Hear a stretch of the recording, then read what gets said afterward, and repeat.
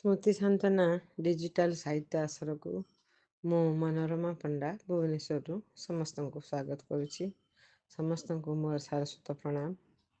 ଏହାର ସୁଦକ୍ଷା ସମ୍ପାଦିକା ସାମାନ୍ୟା ସବିତା ଅପାଙ୍କୁ ମୋର ସଭକ୍ତି ପ୍ରଣାମ ଜଣାଉଛି। ଅପାଙ୍କର ଏଇ ଯେଉଁ ପ୍ରଚେଷ୍ଟା, ସେଥିପାଇଁ ଅପାଙ୍କୁ ବହୁତ ବହୁତ ଧନ୍ୟବାଦ ଆଉ କୃତଜ୍ଞତା ଜଣାଉଛି। ଏମିତି ଏକ ଆସରରେ ଆମେ ପ୍ରତି ମାସରେ ନିଜର ଇଚ୍ଛା ପ୍ରକଟ କରିପାରୁଛୁ, ନିଜର ଭାବନା, ନିଜର ବକ୍ତବ୍ୟ, ନିଜର ଭାବନାକୁ ଗଳ୍ପ, କବିତା ବିଭିନ୍ନ ମାଧ୍ୟମରେ ଆମେ ପ୍ରକାଶ କରୁଛୁ। ସେଥିପାଇଁ ଅପାଙ୍କୁ ଯଥେଷ୍ଟ ଧନ୍ୟବାଦ ଏବଂ ମୁଁ କୃତଜ୍ଞତା ଜଣାଉଛି। ମୋର ଆଜିର କବିତାଟି ଗୋଟେ କବିତା ପଢ଼ିବି। କବିତାଟିର ଶୀର୍ଷକ କେବଳ ନାରୀଟିଏ। କେବଳ ନାରୀଟିଏ। ସେ ଜନ୍ମ ହେଲେ ଗୃହକୁ ଲକ୍ଷ୍ମୀ ଆସନ୍ତି, ହେଲେ ଘରର ଲକ୍ଷ୍ମୀ ପୂଜା ଭୋଗ ତା ପାଇଁ ମନା।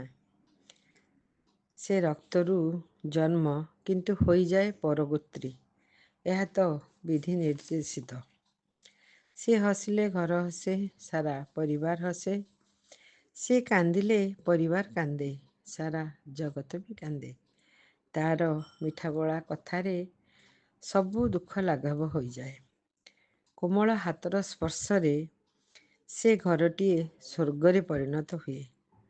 ସେ ଆଉ କେହି ନୁହଁ, ସେ କେବଳ ନାରୀଟିଏ।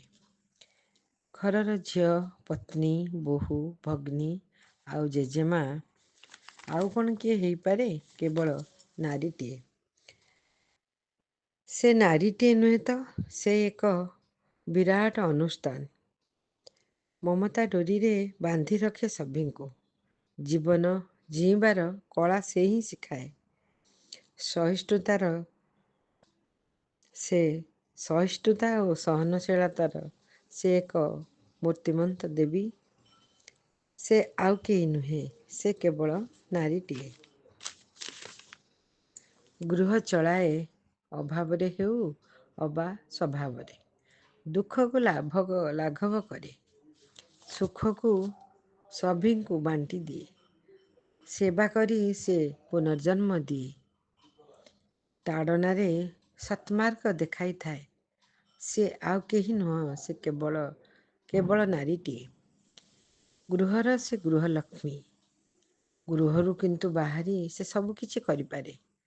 ସେ କୃଷି କରେ, ଆକାଶରେ ଉଡ଼ିପାରେ, ଟ୍ରାକ୍ଟର ଚଳାଇପାରେ, ସୀମାନ୍ତରେ ଶତ୍ରୁ ସହ ମଧ୍ୟ ଲଢ଼ିପାରେ।